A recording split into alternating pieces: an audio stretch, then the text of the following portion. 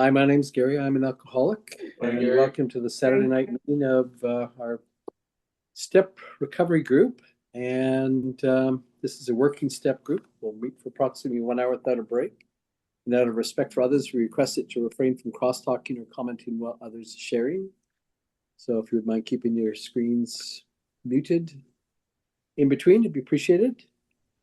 And we'll just take a moment of silence just to remember those of us in and out of the rooms and still struggling, and then we'll follow that by a set-aside prayer.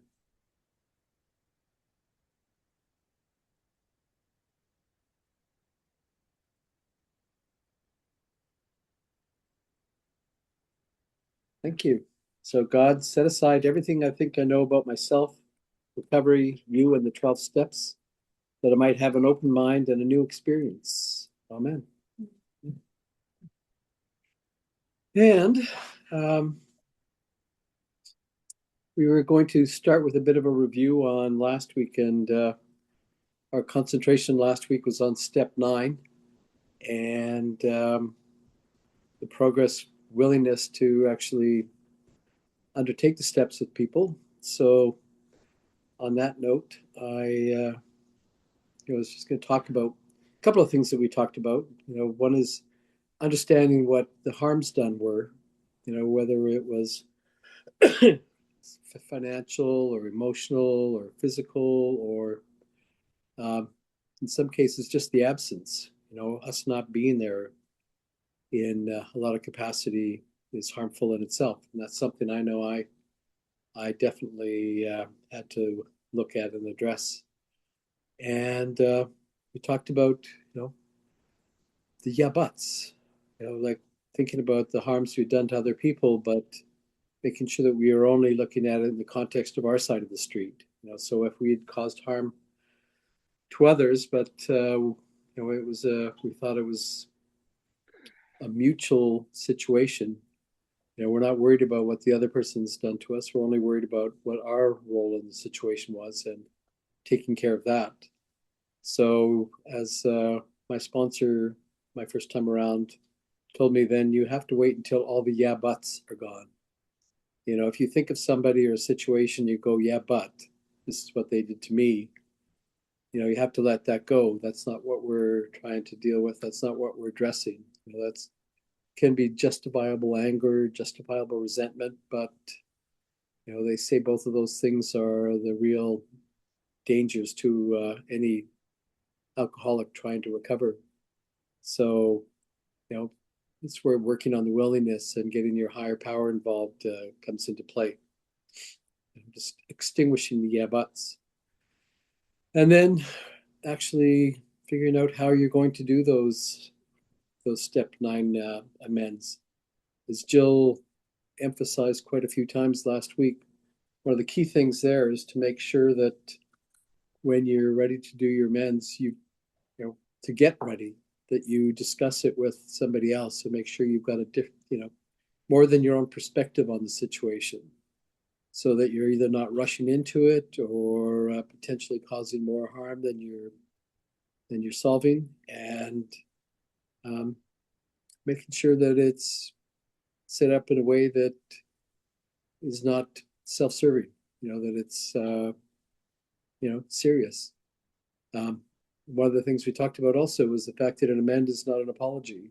It may include apology, but amend, just like it says, is mending your ways, changing the way that you um, act, making the situation that you're involved in whole again, whether that's a relationship or a financial debt or um, anything that may be on your amends list.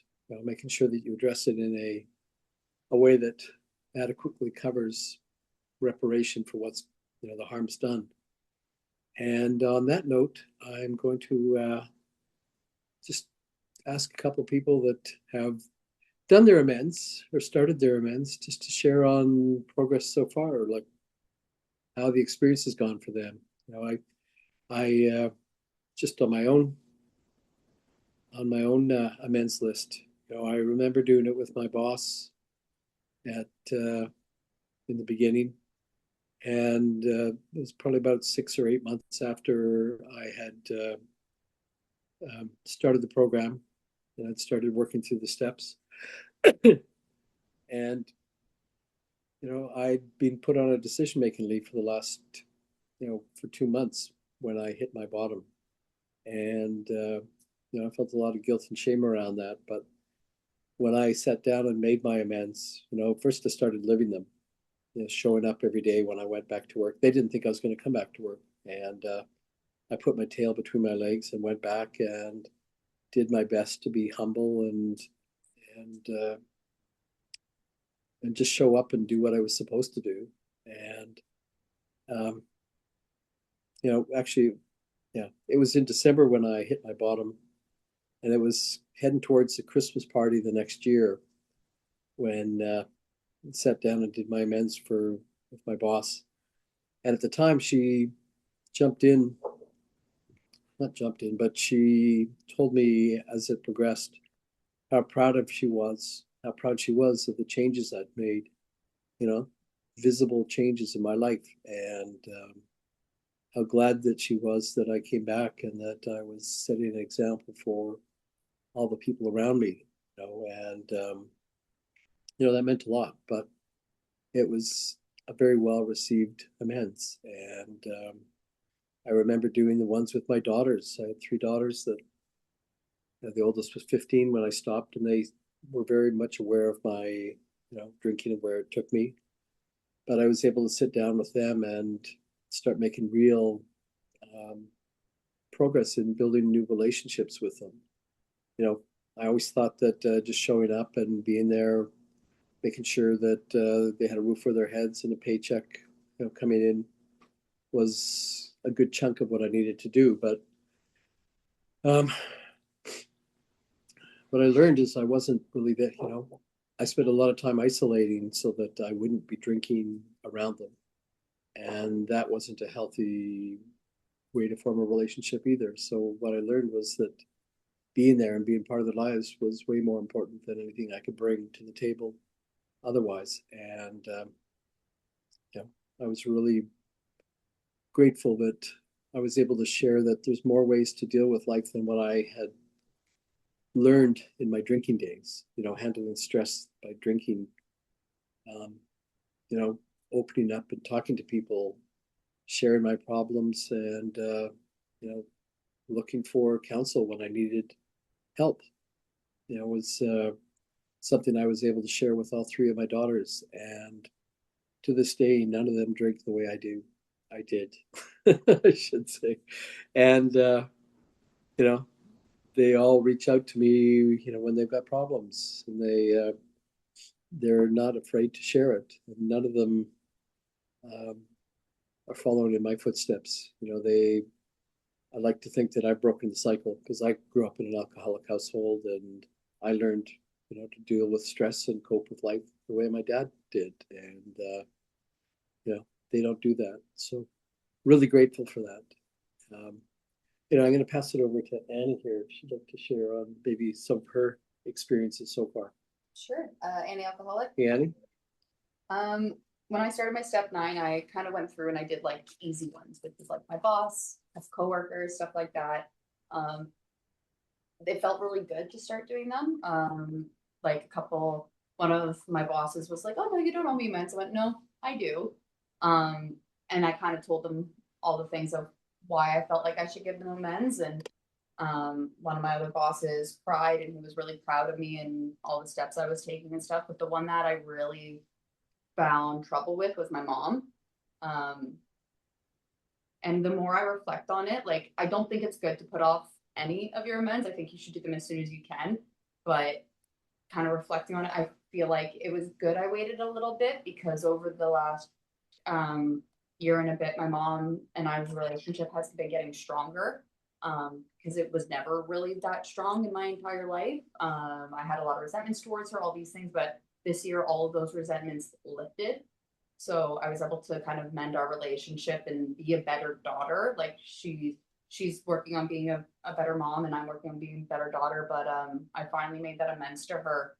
And it felt really good because I finally got that stress off me. And now whenever I see my mom, I'm not in the back of my head, okay, I have to do this, I have to do this, I have to do this, and then psych myself out and give myself all this anxiety. Um, but when I made the amends, she apologized to me as well, which was kind of surprising. She apologized for any part that she ever had to play and anything and stuff like that. And I was like, well, I wasn't a very nice person. And a lot of the reasons I was so shitty to her in my life was because I didn't think she was doing things the right way. But as I get older, I'm like, at my age, my mom already had 2 kids and was married and stuff like that. And I would never be able to do that. So I kind of have this different grace towards her as well. And having that resentment lift and making that amends to her has really kind of made a relationship a bit stronger. So that's kind of my experience with it so far. I still have a lot of amends to make. I have a very long list. Well, that's the nice thing about it, man. The step 9 is it's not a once and done kind of thing. It's a progressive activity over the rest of your life, as things come up and as people show up and you approach them. So, thanks, So Annie. Amy's got an interesting one to share as well. Thank you for that, Annie, and good for you.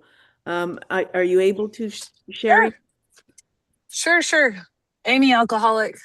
Amy? Yeah. Hi, I have 2 interesting ones. One just happened because of this group. And then, like I shared I don't know that I shared, but my really good friend passed away last Saturday suddenly. She had cancer, but she died. The actual death part was pretty sudden. But it made me reflect because I was there for her the whole time. So on Tuesday, my group of friends were all together and they were sharing. We were just having our own little cry and service with her about her. And so they started sharing all that my friend Tina had done for me. They said they would come over to I don't remember any of it, that they would come over and she would go searching through the house looking for alcohol and be like, I know there's more. We're not leaving until we get all this alcohol out of here. And so they were just sharing with me how much she never gave up. You know, how we're just sharing sweet stories. And so I just went to bed with it on my heart. And my higher power brought to me that I needed to make amends to a really good friend of mine that had cancer when I was in the depths of my drinking. And she survived and is okay today. But I wasn't there for her because I didn't want to talk to her because I didn't want her to know I was drinking so heavily. I was isolating, right? So I wasn't there for my friend while she went through her intense cancer treatment. So I wrote her a letter on Tuesday and just kind of poured out my heart and did an amends. And she understands the amends process. So I just wrote her this letter and it just felt so good. And I just put it in the mail and I just told her I apologized that I wasn't there for her when she was going through her cancer treatment and that I was being selfish and just in the depths of my disease. So that one felt good. And then the other one was a relationship thing that I did before I was married, but I was dating my husband and, basically cheating on him. I mean, there's no way around it. I was cheating on him. And I talked about it with my sponsor that I needed to make an amends to this guy and just kind of sharing, but my husband would not find that okay. He would be super jealous. So, but we live in the same town, but my sponsor and I talked about it and worked through what would happen if I saw him and just be prepared. And so I did. I bumped into him into the grocery store. I don't know. I had little Chloe with me, not the dog, but the girl. And I saw him and I knew I was ready and prepared. And we stood out in the parking lot and I just shared and made my amends and then went about my stuff. And he was very happy and gave me a hug. And it was just great. And I felt so peaceful afterwards. So it was just great because I was prepared. I didn't make the effort to actually see him because it wouldn't have gone over well for my husband. It would not have been good. So how it says not to hurt someone else, and so anyways, it was just beautiful because we were ready for it to happen when it happened. So those are my 2. Thanks, Amy. And for the record, I just want to read into the recording this quote, which I think is super powerful. Thank you, Amy, for that. I think those are 2 really good examples. The second one about having walked it through with your sponsor, which is what we emphasized last week, to go into these with plans, and having talked them through, because we're far less likely to do more damage, or we're also equipped to deal with perhaps not being received the way we hope to. So on step 9, the quote is, this is where we start to see our recovery progression rather than the progression of our disease. So our disease is arrested, and what we are doing now is living in our recovery. So I think that's quite important to make that observation. Okay, so where do we want to go from here? Have you got anything you'd like to? Sure. John, alcoholic. Hey, John?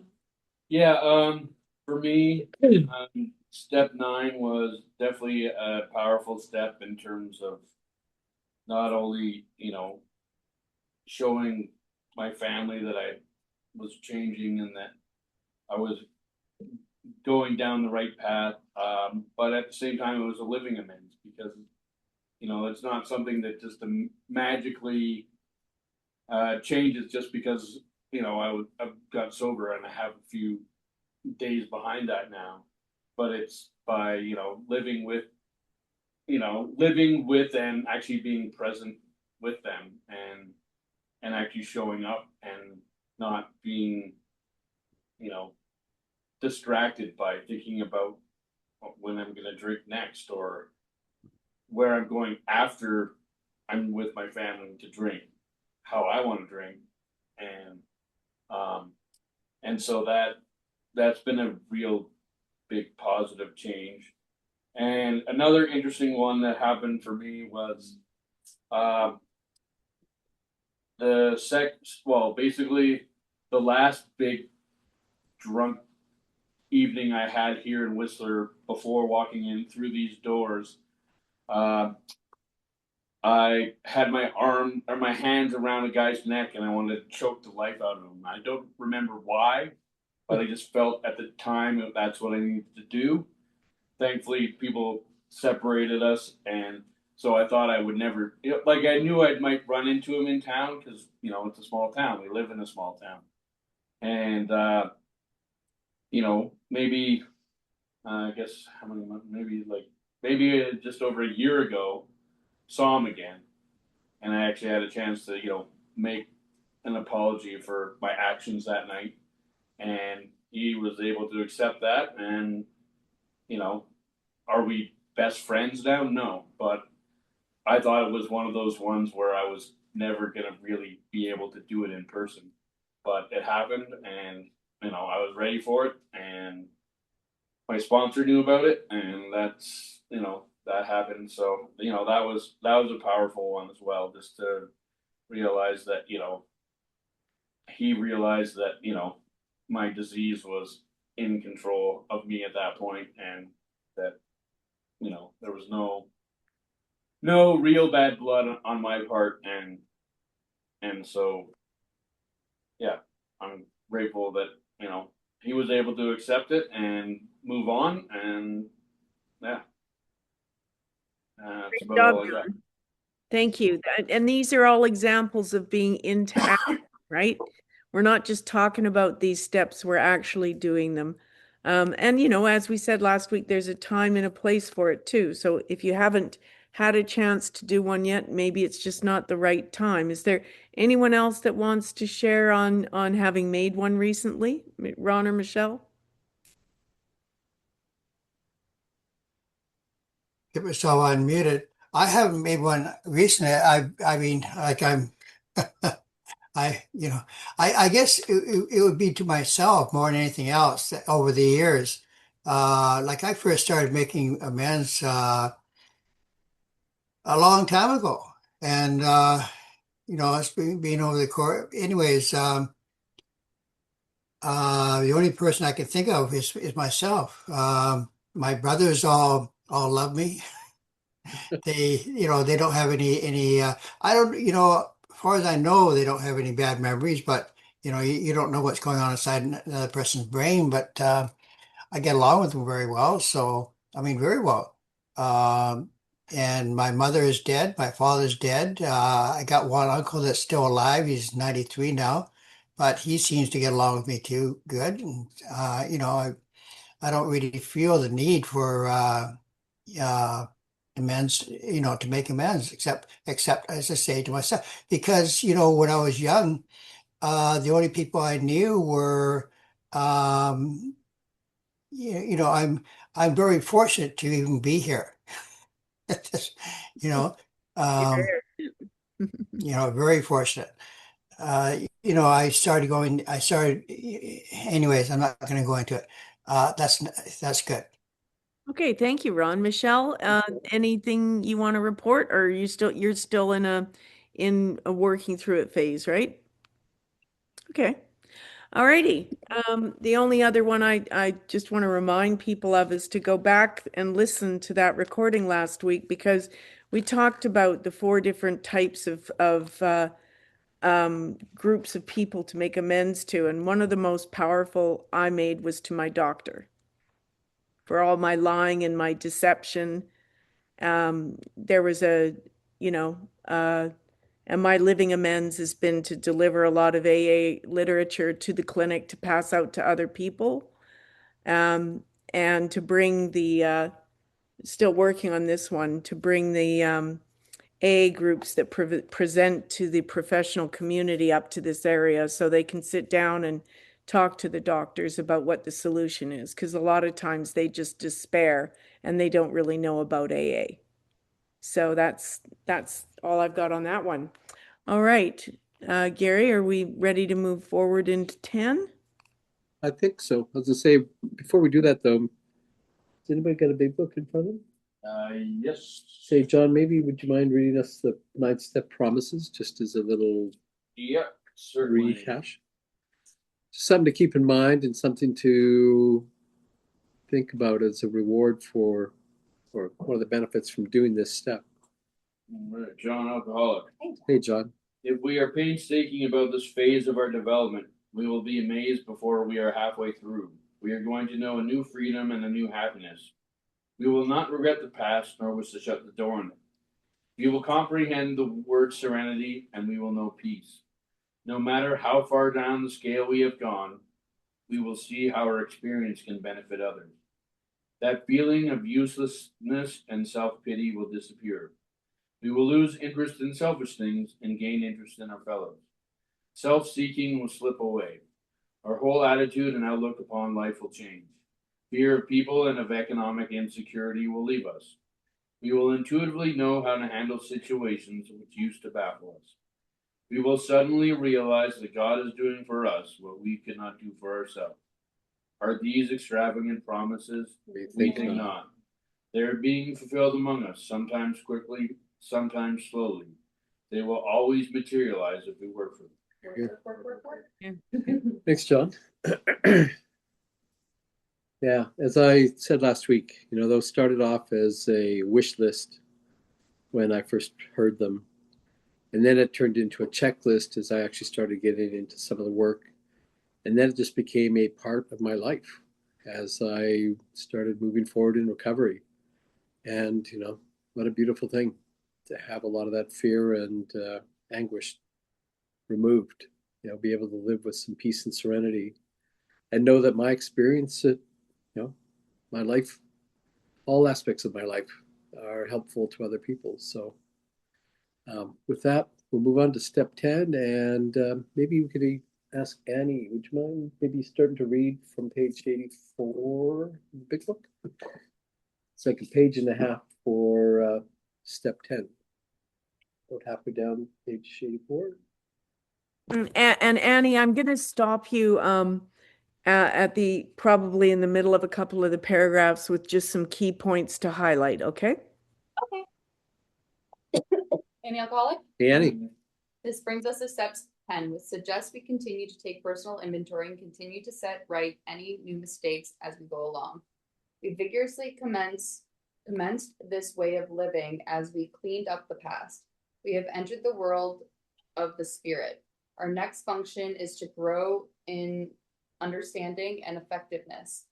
This is not an overnight matter. This should continue for our lifetime. Continue to watch for selfishness, dishonesty, resentment, and fear.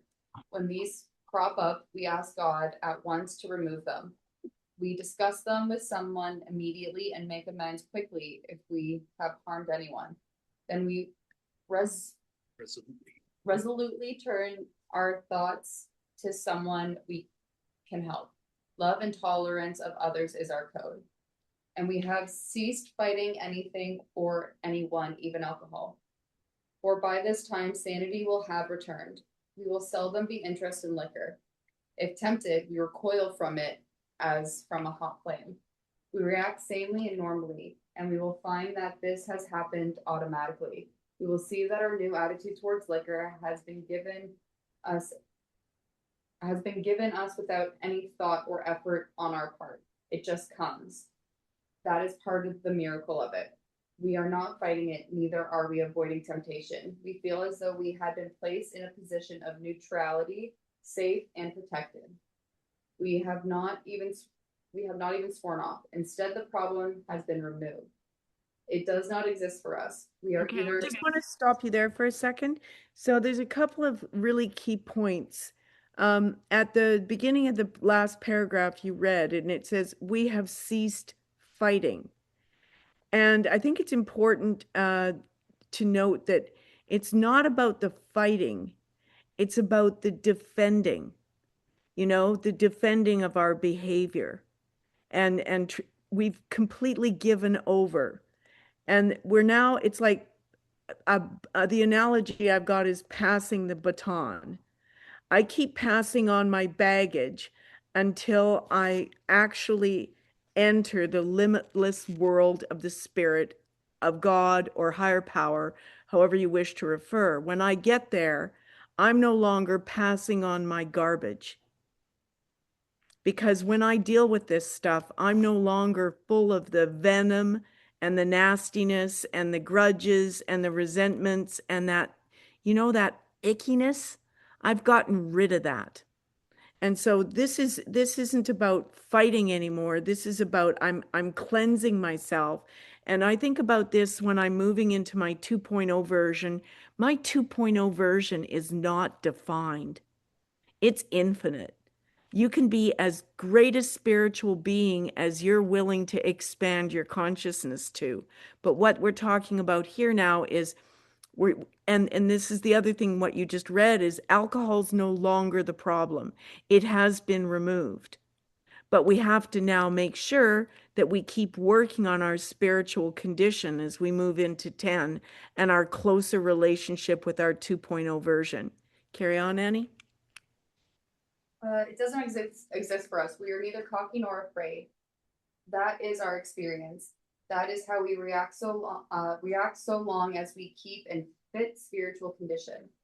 It is easy to let up on the spiritual program of action and rest on our laurels. We are headed for trouble if we do, for alcohol is a subtle foe. We are not cured of alcoholism.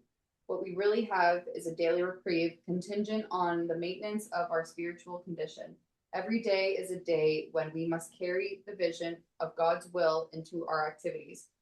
How can I best serve thee? Thy will, not mine, be done. These are thoughts which must go with us constantly.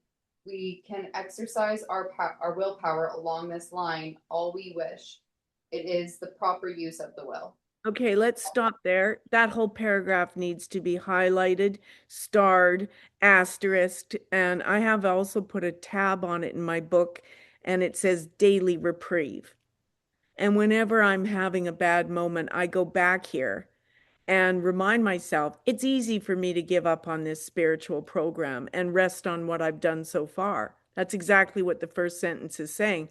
And then it says, if I do that, remember, alcoholism and addiction has a contract on my ass, and it's just sitting there waiting for me to falter. It's waiting for me to stop paying attention. And so what I really have, and I've circled this and asterisked it, it's a daily reprieve. I wake up every day an alcoholic. I have to go to meditate at 8 to get my medicine because many days I wake up itchy, bitchy, twitchy, and not in fit spiritual condition. So this is my go-to paragraph. Get out of myself, get out of Jill. How can I best serve thee? So when I say the serenity prayer, I always end it with thy will be done, not Jill's.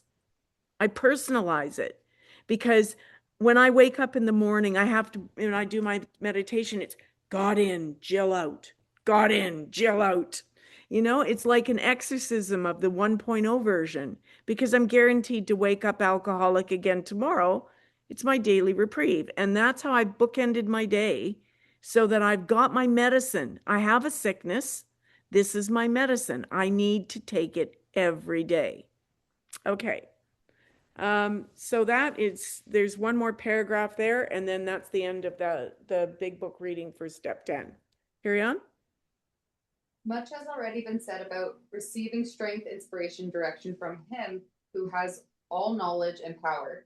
If we have carefully followed direction, we have begun to sense the flow of his spirit into us. To some extent, we have become God conscious. We have begun to develop this vital sixth sense. We must go further, and that means more action. Okay, so that's a great segue into step 10. I have to say, when I read this paragraph the first time, I thought it was all crap. I didn't know what a higher power was, sense the flow of his spirit into us, and all God, and I just resented everything about it because I didn't understand it. Today, I am completely sold on this experience because it's happened to me. So step 10 is we continued to take personal inventory, and when we were wrong, promptly admitted it. So what this step is about is moving towards and keeping emotional and spiritual sobriety. I'm going to say that again. This step is moving towards and keeping emotional and spiritual sobriety. Alcohol isn't our problem now. It's just the rest of life and how we deal with it. Okay, so step 10 and I'm now reading from the materials that were with the big book in the big book study, or the little red book study guide. Step 10 tells us to put our AA way of life into everyday practice. This is, and you'll hear this often in the rooms, a maintenance step to ensure emotional balance. So we're talking about emotional sobriety here. We are trying to establish the discipline of regular daily soul searching. What are we doing? We're looking at our spiritual condition. We are never at a standstill. We are either moving towards a slip or away from one. So think about your 1.0 and 2.0 version as a continuum. Am I closer to going back to my 1.0 version? Am I slipping back into old ways of thinking? Or am I moving to my infinite 2.0 version that has no limits to my spiritual growth? Which way am I going? So this step helps us monitor which way we are going. And that's why we need to look at it on a daily basis. Once we get a handle on the physical aspects of the disease, what are the physical aspects? We know them. The hangovers, the cravings, the detox, that's all physical aspects. And it's saying once we're through that, the danger to slack off our program arises because we get a bit cocky. We're feeling better. We're taking some exercise. We're able to do things that we weren't able to do before. I mean, not if this is familiar to you. And you start to get a little bit of a pink cloud feeling like, hey, I'm feeling pretty good. But the physical part is only part of this. Attention must be paid to the mental and emotional aspects of the disease. Negative emotional or mental binging can push us towards a drink faster than a physical craving. What is mental binging? That's allowing yourself to go into looping thinking or catastrophizing or being dramatic or getting ourselves up here and worked up. I talked to somebody recently who is fighting with her husband unconsciously to start an argument to have an excuse to go and use. And I showed her the pattern and she was like, oh my goodness, you are right. I'm starting this aggravation. So not fit, been years sober, but just is in the process of slipping onto some other substance. And this is going on. And then she was able to go, okay, yeah, and she'd stop going to meetings. She thought she had this. And because it was a different substance, didn't see the danger signs. Now that we have begun to be settled with the past, this step anchors us in the present. Okay, so we've dealt with our amends. We're now looking at how am I going to live my life? Now I've got these other steps understood. What the maintenance bit. And now this bit I love. All inventories are alike in principle, but the time factor distinguishes one from another. And then it lists 4. Okay, and I'm going to analogize these to working out and trying to improve your heart rate. Okay, first one is a spot check inventory. And that's like taking your pulse. This is taken at any time during the day when we feel we are getting all tangled up mentally. So I'm starting to feel anxious. I'm starting to think negative thoughts. I'm starting to loop my thinking. I'm aware of it. I take my pulse. This is what we're doing in step 10. Do you get it? We're checking in, becoming aware that, oh, my pulse is elevated. I better check it. So then the second one is the end of the day inventory. So imagine you've been working out or you've had this watch on monitoring your steps and your heart rate and stuff. And at the end of the day, you're going to take a look at it and you're going to see how you did during the day, the positive and the negative, the high peaks in your heart rhythm and the low peaks in your rhythm, right? So that's our end of the day inventory, type 2. And then 3 is a periodic inventory. This is the updating that takes place during our frequent talks with our sponsor, spiritual advisor, or fellow members. Okay, so this is where we're looking to somebody else for feedback, right? The first 2 we're just doing on our own, our spot check and our end of day. But this third one, we're periodically checking in with our sponsor because stuff should be coming up. Unless you're in a perfect 2.0 version of yourself, when you do your inventories, things are going to come up. And if they're not something you can deal with and cope with right away, who do we talk to? Our sponsor or another person in the program.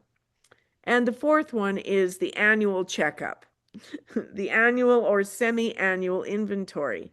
And this is what we're doing in here. If you've done a set of steps before, you're going through this process again. This is your general checkup where you're having a thorough spiritual physical, if you will. We're taking a deeper look at how fit our individual spiritual condition is. So that's how I sort of made sense of the 4 types of inventories. Then on page 60 of the workbook, it says, this practice. Now notice they use the word practice. Okay, they're not saying this is a one-off we do. A practice is something that we do regularly. So I put in there, my practice now, I'm in spiritual training. Okay, I'm in spiritual camp. It's a valuable tool to maintain because we're improving, right? We're moving towards our 2.0 version. Maintain a happy and balanced recovery. We're here. We're trying to live here in a state of ease, happy and balanced, not high and agitated, not low and depressed. Okay? Discipline is required to establish the habit of inventory taking. This is another action step. And there's going to be some material that you've got in your stuff that you can use as guidelines for your daily inventory sheets. Or I've got a little card that I tick off at night that I can photocopy and share with you guys. It doesn't really matter. These sheets are basically guides for you to help figure out your own sheet. Like really, if you've got an anger problem, then that is going to be one of the 5 or 6 things that you're going to check off during the day. Check in on your inventory. You didn't just make your character defect list for a one-time effort. You're aware of them now. Be mindful of them. And on your evening checklist, was I angry today? Is one. If it's a problem with food, did I control my appetites and urges? That's one I've got, right? Whether it's a sex urge, if you're a sex addict or whatever, you can list these things to say, okay, here are things I'm aware of, I've got to work on. And so you can keep personalizing this inventory list. The materials that are in here have a lot of check boxes and a lot of different things that are suggestions, but you have to, this is part of what you were doing when you were identifying your character defects, right? It's personal to you. Make it your list. And we'll get to the actual lists in a second then. So then it says, there is a spiritual axiom that says, whenever I am disturbed, no matter what the cause, there is something, quote unquote, off the beam with me also. The alcoholic cannot afford the luxury of more emotionally balanced people who may live with justifiable anger and resentments. We're different. We can't cope with these things. I mean, frankly, a lot of people out there that don't have a program don't cope with it very well either. But we're mindful and aware we've got these issues. And we know, because the book tells us several times, self-pity and resentments are the two things that are most likely to cause us to drink and use again. So we know that because millions of people have done the experimenting for us, and we've done it ourselves. So the question is, are we going to stay in? If you've got something niggling you and you know what it is, you know, you're not sleeping well, you got to dig deeper and clean it up. How free do you want to be? Then it says, no matter how justified we may feel in indulging in these feelings, we are only victimizing ourselves and walking the dangerous road towards a relapse. We can't afford resentments. We can't afford to not clean up our side of the street, or we will drink again. We are seeking progress, not perfection. A change in our lives will gradually come, even though we may not perceive it easily. But it's not going to change if we don't get in the habit of doing this daily inventory. This is an action step. It's maintenance, but it's only maintained if you get in the habit of doing it.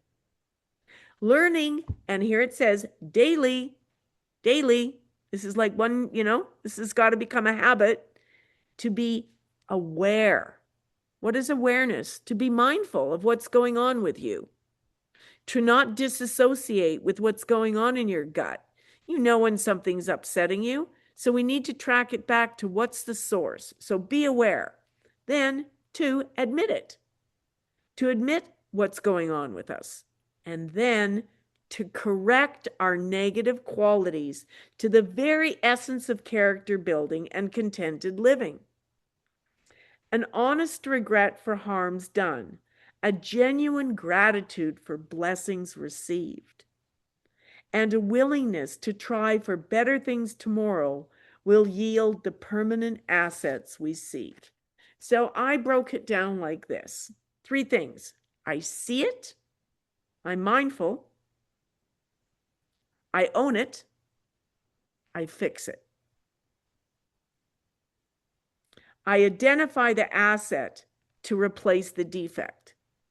So I'm selfish. So that is, I've identified the character defect. What do I want to move towards? I want to be generous.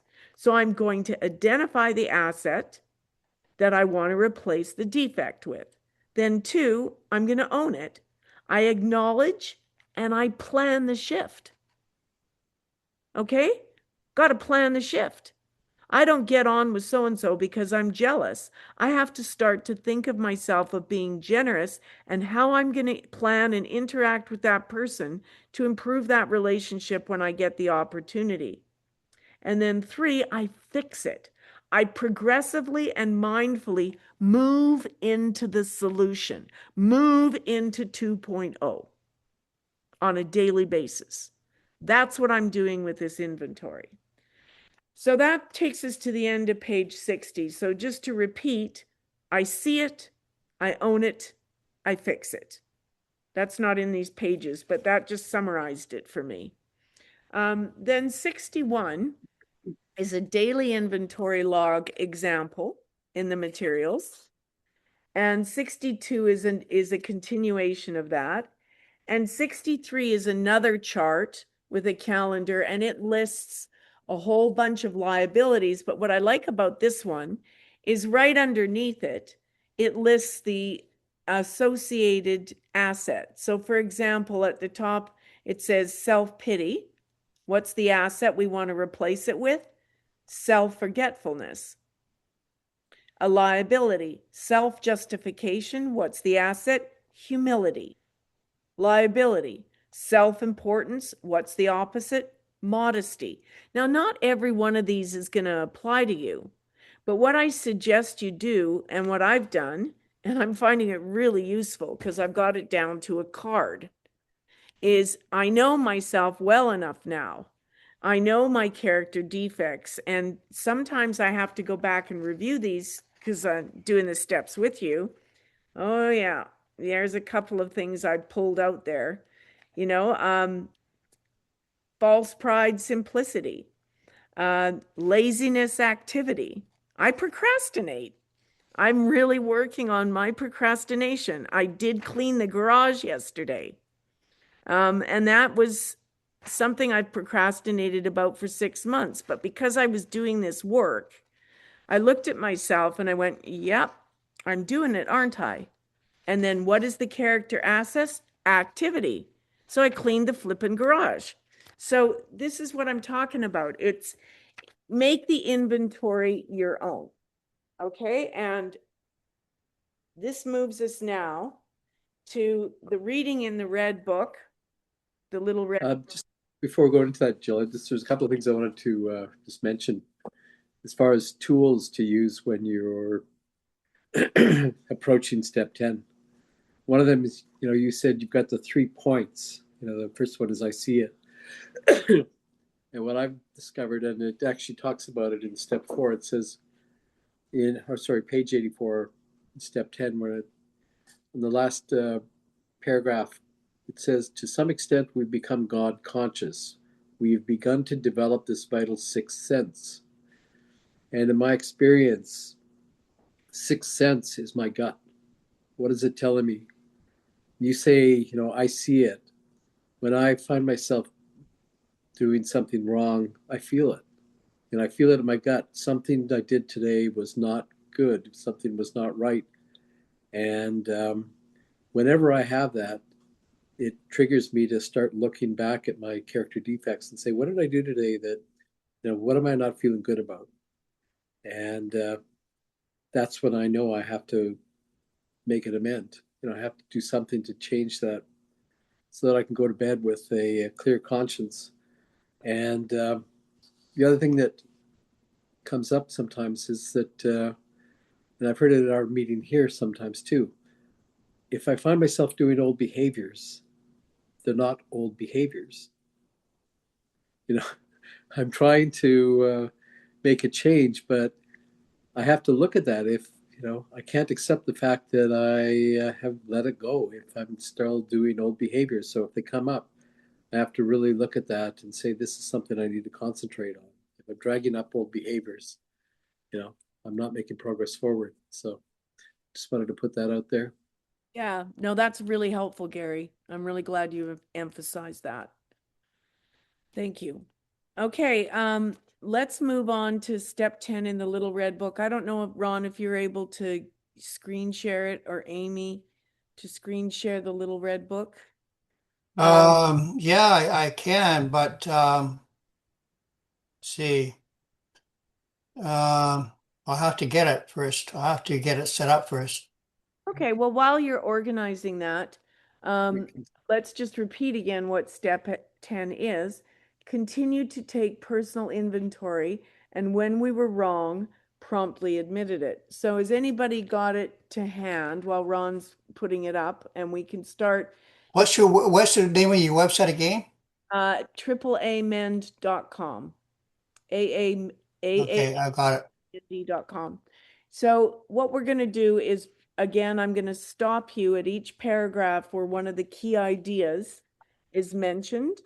And it's a small group. We've got, I think it's 8 pages to read tonight, so we should be able to do that in this time. So, Michelle, would Gary, you? here, Oh, sorry. I've got it right in front of me, so I can start us off here. Okay, perfect, Gary. Ron's pulling it up. Yeah. Step 10, continue to take personal inventory, and when we were wrong, promptly admitted it. Step 10 is one of the maintenance steps. Its purpose is to remind us that the moral defects, selfishness, dishonesty, resentment, and fear, are still problems we encounter daily. These defects remain serious threats to our sobriety. AA suggests that a daily inventory to disclose our harmful thoughts and actions. Admitting mistakes is indispensable to our inventory and sobriety. Okay, let's stop right there. So key idea number 1 is the sentence in that first paragraph that says, AA suggests a daily inventory to disclose our harmful thoughts and actions. So we went through the different ways of doing inventories and the spot check and the reviews and stuff. How the point that they're trying to make here is how you do it isn't important. That you do it is critical. So it's an action step. And so on that sentence, again, it's a daily inventory that we need to do because otherwise we can't figure out what our harmful thoughts and actions are. So whatever format you use, it's an action. Okay, carry on, Gary. Hold it. Is this, can you see, is this it? Keep That's down, the work. Ron, to the actual big book. You're in the workbook. Oh, Or you want to go to the little red book. oh, And What's on the the first thing? screen there, Oh. it's page 55. When you It's get to the the little very red. first thing on the website. Keep scrolling up. Not there. Keep going. The little red book all the way up to the top. Other to the way. top. Yeah. Top. Am I going the right way? Yep. Yeah. There it is. Little red There. book. Click on So that. there it's page 55 when you get on that one. Yeah. 55. Oh, oh, that's a long ways down. So I'll just continue reading while you're scrolling it through there. Yeah. Okay, just. George J. Dorsey contributes a bit of interesting information on the instability of human nature by saying, man is something happening all the time. He is a going concern. He makes his rules, revises his formulae, and recasts his mold in the act of being. And while going, it is in man's nature that he does not stay put. Okay, that's key point number 2. It is in man's nature that he does not stay put. And this is what they're saying here is that the time when we think we're at a standstill may be the time that we're just, we pause, we don't struggle. We may be needing to filter and ask and assess the ideas and values we're learning in AA. So sometimes we just need to sit with it. And that's the key idea number 2, is that we don't stay put and stagnant, but there is time where we have to sit and reflect so that we don't impulsively move forward. Carry on, Gary. So this step provides us daily self-inventory to check our mental and spiritual status. Through it, we avoid the unhappy experience that result when we are dominated by forms of self-centeredness that creep back into our lives. We make the inventory a sort of intelligence department that identifies old and new moral defects. It has a rogues gallery where we catalog each defect at its alias. So when self-centeredness, for instance, disguises itself as complacency or boredom, we detect the deception, then arrest it and treat it. Okay, so let's stop there for 1 second because this one confused me. So the old term, rogues gallery, was what the police used when they put up a whole bunch of mugshots and they were trying to identify who was the villain. So what it's saying here is the rogues gallery that we're making, our collection of mugshots, each mugshot is a defect and its alias. So what's an alias? It's what it's disguised at. So somebody in disguise may be the villain. So it says when you're self-centered, for example, it can appear as complacency or boredom. Another example is if somebody might be thinking, oh, I'm shy, I don't like to interact. That actually might be masking a character defect of just being lazy socially and not wanting to interact with people. So this is basically saying sometimes we have to dig deep to actually figure out what our defects are. And that's how we identify, especially if you're going through these steps a further time, we can actually disguise a character defect and dress it up to look like an asset. But it's really, at the end of the day, what's my motive behind behaving the way it is? Am I trying to, for example, with shyness, am I trying to just give other people space to speak? Or is it just easier for me to not have my camera on and not participate? In which case, I'm not being active in my recovery or yours. Okay? All right, let's switch reading now. So who would like to carry on? Sure, John Alcoholic. Do you want this up? It doesn't look like anybody's using it. Yeah, no, it's perfect. We're now at these defects on page Oh, 6. These defects are great sources of danger to us. They had much to do with the injuries one suffered from abnormal drinking. They can still return us to the insanity of alcoholism. Step 4 provided us with an inventory that served a definite purpose. It exposed character defects we formerly refused to recognize, defects that made our lives unmanageable. The necessity for listing and removing these personality flaws becomes increasingly obvious as we add new days to our record of sober living. The inventory supplied us with an understanding of our problem. It brought us face to face with ourselves, with our shortcomings, with a sense of removing them through God's help. It was indispensable at the time, but fulfilled its intended use once the nature of our self-willed alcoholic habits and defects were recorded. Without this record, progress in AA would have been impossible. Because of this record, progress has been made. Knowledge of our moral defects and practice of the AA program have completely changed our lives. It has improved our attitudes toward God, our daily problems, our feelings toward fellow human beings. We have gained the confidence and the respect of others. Many of our friends have expressed their admiration for the sobriety we have acquired. Peace and satisfaction naturally follow this accomplishment. We enjoy our security and the friendly attitude of those about us.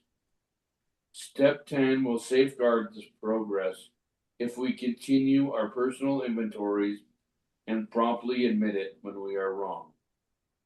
We can't forget alcoholics never seem to stay put.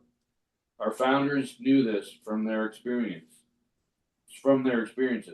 They knew drinking habits of long standing would cry to be repeated. They knew new character defects will appear, and many old defects will reappear in disguised forms. Hence, we need daily mental checkups to announce the advent of old habits and act as sentries to detect our new defects. Okay, I'm going to stop you there. So that last sentence is key idea number 3. We need daily mental checkups to announce the advent of old habits and to act as sentries to detect new defects. Well, that's quite a mouthful. Basically, what it's saying is that as we acquire positive, healing, and nurturing behavior, this becomes our discipline. If we don't look at self-examination, if we avoid that, fear is going to creep back into our lives. And fear pushes our faith. And without faith, we lose our recovery. So I made a little chart here. No self-examination, arrow. Fear returns. Okay, if I'm not doing this work, all my old stuff is going to come back. All of my old fears are going to come back because I'm not dealing with them. When my fears return, it pushes out my hard-won faith. This relationship that I've made with my higher power and all the effort that I've made to turn it over, thy will be done, not Jill's. If I lose that faith, I go back to fear. So moving into faith is moving away from fear. And if I have no faith ultimately, I lose my recovery. So that is what that sentence is saying. We need daily mental checkups to announce the advent of old habits. They're out. And act as a sentry. What's a sentry? A guard to detect new defects. So my daily inventory is not only assessing those that I'm really aware of, it's keeping me sensitive to looking at other ones that I may be uncovering. Does that make sense to everybody? Yeah. Okay, so this is an action step for sure. Okay, let's see that. So the Rogues Gallery, I thought that was interesting to explain that one. So let's carry on from, let's see, I've got 1, 2, 3. Carry on. Step 4. Avoid confusing the respective functions of step 4 and 10. Step 4 was a written inventory that listed our alcoholic character defects and the people we had harmed. We left it open for future additions. Step 10 is the AA slide rule for quick mental reckoning of daily AA progress. A perpetual mental inventory that safeguards our waking hours of sobriety and an appraisal to close each day. The plan of our philosophy is to live each step. The object of step 10 is to continue our personal inventory and daily check the progress we make with each step in the AA program. By reviewing them, we often find ourselves off the beam. This is a bad spot for an alcoholic who invariably goes whole hog if immediate steps towards correction are not taken. Correction is possible if we realize our dangers when our inventories reveal it to us. Prompt action upon such discovery is necessary. It is not unusual to find ourselves off the beam. The idea is to get back on again. The daily inventory is essential to this requirement. Okay, I'm just going to pause you there for a second. If you are a sponsor and you're listening to a sponsee that is completely stuck in the same spot over and over again, this is a place where you can help get them unstuck. Because if you're not aware of it and we're hearing it, we can help them by saying, okay, let's break down why you're feeling so off the beam. Right? This is where we turn to our fellows or our, if not our sponsors, somebody else that we respect in the program that has more experience than we do with doing the daily inventory, or pick up these sheets and own, like if something, you know, in your gut, if you look at a word and it makes you want to cry or it gives you a twinge, then you know that there's something that you probably need to own there. And that's the whole point of this, is we're digging deeper. Okay, Annie, do you want to pick up on the top of page 99? Prompt action. I think it's starting at members. Oh, sorry, thank you. Members may recognize a few of the off the beam positions in the following contingencies. 1, we have forgotten we are alcoholics. We have a nervous system that is incapable of withstanding the narcotic effect of alcohol. 2, when complacency lowers our guard and allows resentment and intolerance to creep back into our lives. 3, when we ease up on the practice of honesty, humility, and making amends. 4, when we become cocky over our AA success and cease contact with God. 5, when we lack interest in new members and feel it inconvenient to help them. 6, when we demand authority or expect praise for our sobriety. 7, when boredom makes an appearance. 8, when we start missing AA meetings. 9, when we stop studying the AA book. Okay, so those are just really good examples of taking your temperature. If you've gotten complacent about your program, if you think you've got this, that's always a dangerous place to be in.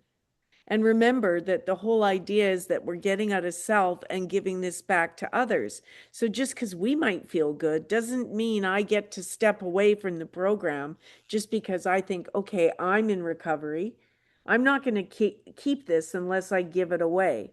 So these are some really good little tips here. If you're feeling bored or you're feeling cocky or complacent, these are all warning signs that you're maybe off the beam. So I had to read these several times and become very conscious of doing step 10. And that's why I love Meditate at 8, because we read step 11 every morning. It gets me back to this place. But these are a really good list. If you think you've got this, or you're questioning your emotional sobriety, go through this list and see if there's something that resonates with you. Carry on, Annie. When our inventories disclose any of these symptoms, we stand in jeopardy of drinking. Our serious problem is self-centeredness. Further investigation will unearth a severe case of spiritual congestion. Okay, let's stop right there. Sorry to stop you again so quickly, but there's key idea number 4 in that sentence. In the paragraph that right below the list that starts, when our inventories disclose, you see the second sentence says, our serious problem is self-centeredness. And we like to delude ourselves into thinking that we are in control. And I love this line. It says, our ego fits itself to our heart and soul. So personalize that.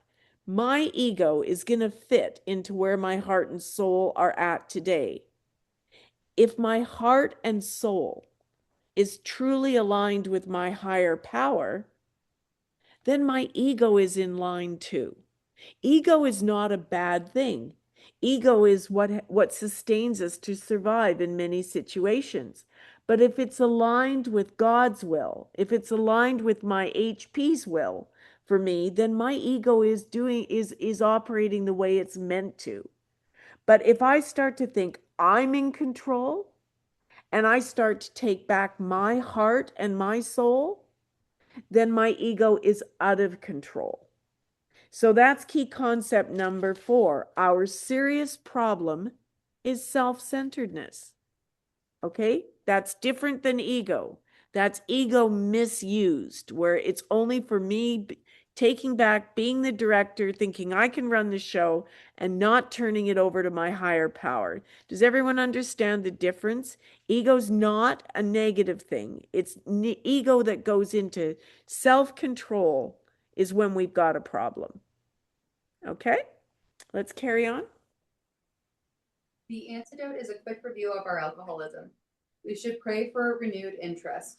Read the big book, talk AA with the members, sincerely interest ourselves in our AA group, attend more meetings, do our bit. Consider our alcoholism as arrested but never cured. Lose ourselves in the program. Work with new members. Review the miracle that God has performed in our lives. Be honest and thankfully offer a prayer of gratitude. Always carry the AA book on our out-of-town trips. Okay, let's stop there. So key idea number 5 is the first sentence of that paragraph. The antidote is a quick review of our alcoholism. What does that mean? The antidote. Essentially, that is like a cure. It's a reversal for something that's ailing us. And this quick review of our alcoholism is what we're doing right now.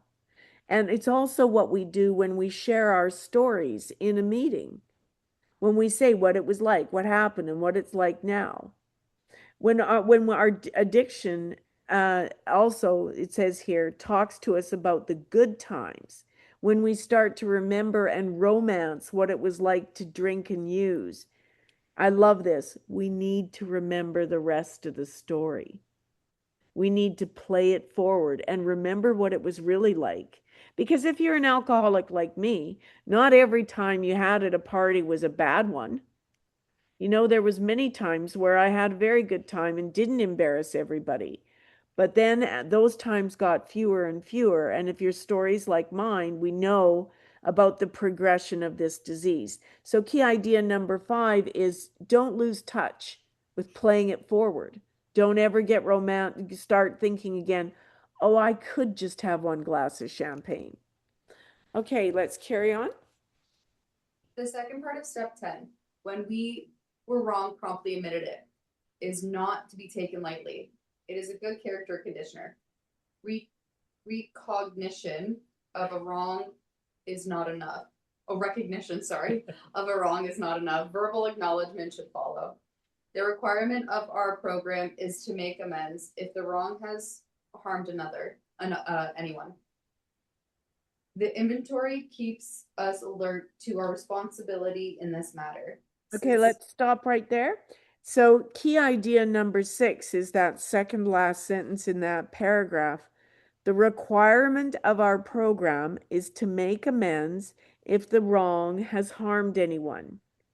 And this is again repeating what Gary was saying, but the difference between an amends and an apology. It says here, we realize our character can be a force that respects truth, develops will and spirit, accents positive actions, and makes all of these assets evidence to other people. So the whole process of amends, which we did in the previous step, this is required if we are to continue forward with our recovery. And this inventory that we're doing now is keeping us sensitive to something that may need to be, like we said in our amends, there's going to be timing for some of these. And if something keeps coming up to the forefront of your brain, which is what step 10 is going to do, it keeps making the list every night when I make the inventory.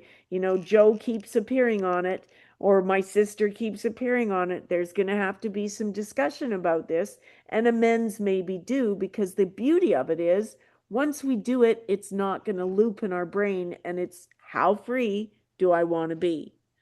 Okay, we want to do that end of that page, and then we just got a couple more pages here. So actually, let's switch. Ron, do you want to take over sincere members? Where am I starting? Sincere members. The bottom of Oh, I see. Okay. Yeah. Yeah, okay. Sincere members will apply these things to themselves. They will search out the significance of admitting it when we are wrong. Let us remember in step 5, we admit it to God, ourselves, and to another human being the exact nature of our wrongs. We meditate on our shortcomings in steps 6 and 7. It was vital to our well-being at the time. It is still vital. We haven't changed in that respect, and we will never will. Alcoholism has been arrested, but it has not been cured. It is not in the nature of an alcoholic to stay. It's not in the nature of the alcoholic to stay put. We must admit our wrongs to receive the feelings of decency and worthiness that keep us in the right mental and spiritual condition to maintain contented, permanent sobriety. Okay, let's stop there for a second. That one was really a mouthful, I found. That's the key idea number 7 is the first sentence. It is not in the nature of the alcoholic to stay put. And I think that's pretty true for most of us. I'm either making a positive move in this program or I'm going backwards. So there's no treading water in here. I'm either making a positive move forward towards 2.0, or I'm moving back into fear and moving backward. Success is simply using the abilities we have. Success is the action of step 10. We must treat this as a practical tool. If I want to put a fence post in the ground and make a fence, I've got to dig the hole and tap the post in, or I'm not going to end up with the magical gift of a fence. I've got to go through these steps and do the practical work. But it's also saying here, nobody travels our road for us. Don't think anyone's coming here to build your fence. Nobody's coming here. We're going to tell you how to build a fence, but it's going to be down to you to dig the holes and put the posts in. Okay, so key idea number 7 is we can't stay put, right? You're either going to be sliding backwards towards the 1.0 version, or you're going to continue doing the work on your recovery to stay spiritually fit. Do you want to carry on, Ron? Yeah, I don't know where I'm at now. Continue this inventory. Oh, well, Okay, continue this inventory daily. When we were wrong, we can understand the value of getting it off our chest at once. Admit our mistakes. It is stupid to defend our blunders. Get rid of that habit. Remember, our new personality is not comparable with moral defects or concealed errors. Okay, let's stop again there. So this is key idea number 8 and the one in italics there. Remember, our new personality. So they were talking about 2.0 before, right? It's not compatible. It's not going to get along with moral defects or concealed errors. So our 2.0 version of ourselves can't be realized if we're hanging on to these moral defects, and I love this, or concealed errors, the things we mask, the things we don't want to uncover and own. Okay, so we are as sick as our secrets. That's what this is talking about. If we tell just one person, our sponsor, our doctor, etc., it's no longer a secret. We don't want to be sick anymore. There can be no lies or secrets in our life of recovery. We must always be willing to be entirely honest, or we stay sick, right? We're as sick as our secrets. And that's key idea number 8. Okay, carry on with step 10, Ron. Step 10 makes us self-critical and less apt to criticize others. It keeps us on the beam. We do not make a farce of our lives when we employ our inventories. We should check ourselves thoroughly to make real headway. We owe it to God, ourselves, and our families. We must think sober to live sober. The inventory will help us determine the degree of success we are attaining in AA. It will let us know where we stand. It will keep us in good standing. Summarization. Okay. Oh, sorry. So nothing, the summarization, this sentence you're about to read is the final key idea. Amy, are you in a position to read? I see your screen's blank. I just was going to give you the last page here. If not, we'll carry on. I can read, Jill. Oh yeah, sorry, Michelle. Okay, so we're at summarization, and this is key idea number 9. Nothing is more important to the recovering alcoholic than the maintenance. Remember, this is the maintenance step for contented sobriety. So do you want to read that to the end? And that'll be the end of the reading. Summarization to the end. Yeah, sure. Well, you just read that part. So step 10 affords us such maintenance. It is a simple, effective means of sounding the hazardous shoals of mental drunkenness. For reservations, thoughts, moods, or acts might return to us to physical drunkenness. Self-centeredness remains a dire threat. We safeguard our daily sobriety by frequent mental audits of our behavior and willingness to admit mistakes. We make the personal inventory a daily habit. It will uncover many negative thoughts and willful behaviors that need correction by the dictates of our conscience. By closing the day with a review of our emotional conduct and our treatment of others, we can discover and correct both our willfulness and mistakes. Just before you read the last paragraph, I just want to stop you there and just emphasize a couple of things there. First of all, it says safeguard. Okay, we've worked really hard to get to this point, and it's so easy in my experience for this to slip away. I had years of not maintaining this, getting it, not drinking, and thinking that was good enough. And it says we need to do frequent mental audits. And that's basically saying you got to do your daily inventory. And then our behavior changes. We become willing to admit our mistakes. And in the process, we keep uncovering layer by layer more and more of our willfulness and our selfishness. And then our conscience gets sharper. And what ends up happening is we become really beautiful social beings because we can get along in just about any situation because we're not reacting in emotional drunkenness. We're evaluating, we're pausing, we're not quick to anger. And that's what this paragraph is saying. By closing the day, so this is the night inventory, with a review of our emotional conduct and our treatment of others, we can discover and correct both our willfulness, going back into self-will, and our mistakes. And then when we make a list of it, we can deal with it the next day. Okay, last paragraph, Michelle, admitting. Admitting our mistakes brings both psychological and spiritual benefits.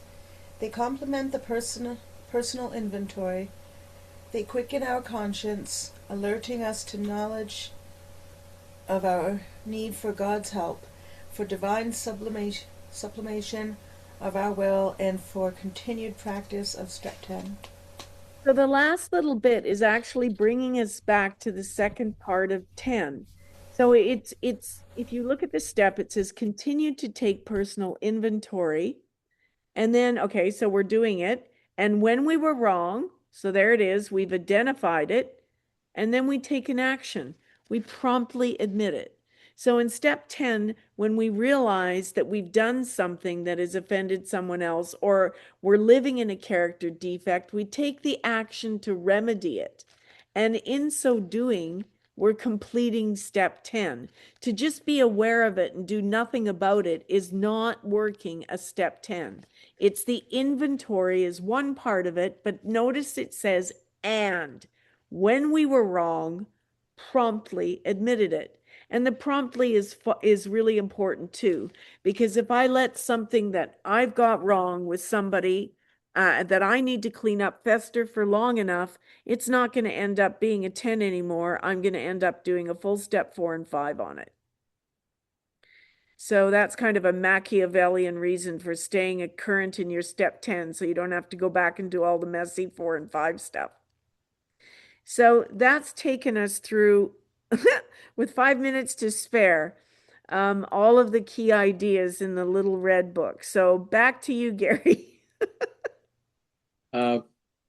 Actually, I just had one thing to add. I don't know if most people probably have heard this analogy, but recovery is kind of like walking up a slow moving down escalator. You know, if you're taking positive action and moving forward with your recovery, you'll stay healthy. But if you stop and you just rest on your laurels, you're already sliding back. I love that kind of thought. That, you know, if I want to keep myself healthy, I have to stay engaged with this thing. And one of the things that I've heard in here that I really like, and I've mentioned before, is, you know, you can have too many years in this program and not enough days. It doesn't matter how long I've been sober. It's what I do today to work in my recovery that really counts. And that's where the daily inventory comes in. I have to be doing something today to maintain my sobriety. I can't rest on what I did yesterday. You know, so I have to stay aware and stay vigorous in my recovery program. And if I do, I get, you know, blessed with an amazing life. So on that, I guess what I should just quickly summarize is the homework, which I think Amy can post online. It's on the meeting format that I put out there. But this week, the homework would be in the big book, reading chapter 6, those pages that we already read, pages 84 to 86. Taking a few minutes to read through the 12 by 12 step 10. Taking some time to reread what we've just done tonight, the little red book, step 10. And then just a reminder to stop and start and continue with the amends that you're ready for, that we started in step 9. Just keep moving forward. It's an ongoing process. So, and reminder that, as Jill said, there's a whole bunch of worksheets on the back there that you can use to do your inventories. You know, they're daily, and some of them are monthly. You know, you can customize them to exactly what you need for your own defects, and, you know, keep working on your awareness and your daily progress. And one other comment I'd like to make is it's a lot of effort to get the videos up and edited online. I had to go through I do go through all of this for a couple of hours before presenting it to you guys. So I've already gone through my little red book and highlighted where the key idea is. and then what the suggestion is for me to reflect on that's out of the workbook. So what I strongly suggest you do is go back and listen to the audio, because you can stop and start it, especially if you don't listen to any other one. Listen to the one last week, because when I hand wrote out all those lists, it was like having a shocking cold shower, some of the stuff that came home to me about some amends that I needed to do. And it was only through the process of sitting quietly and listening to these recordings and making these notes, or in my case, preparing to present it to you, that I'm getting this stuff. I've never had such an understanding of what the steps mean since reading this little book. And I know it's taking me a couple of hours to absorb this material and look at the references and stuff before presenting it. So kind of treat it like a riding lesson. You've just had a lesson, but now you got a video of it. And you can go back and pause and see exactly what was going on, because I don't know about you guys, I can't concentrate for 90 minutes and take it all in. But the stuff that's in here is gold. And really, I've never seen such like these key ideas, when you really look at them and you highlight them for the self and put them in context and go through the definitions and stuff that I've put in here, you're going to have another more intimate experience with this step. So step 8 is posted, and this one Amy will put up this week. But yeah, really hope you guys will stop and listen to them. And also, if you're in, people that aren't in this group tonight, remind them to go and do that, so we can all stay and have this experience at the same sort of place where we're all familiar with the material. I appreciate you all for coming out in the middle of December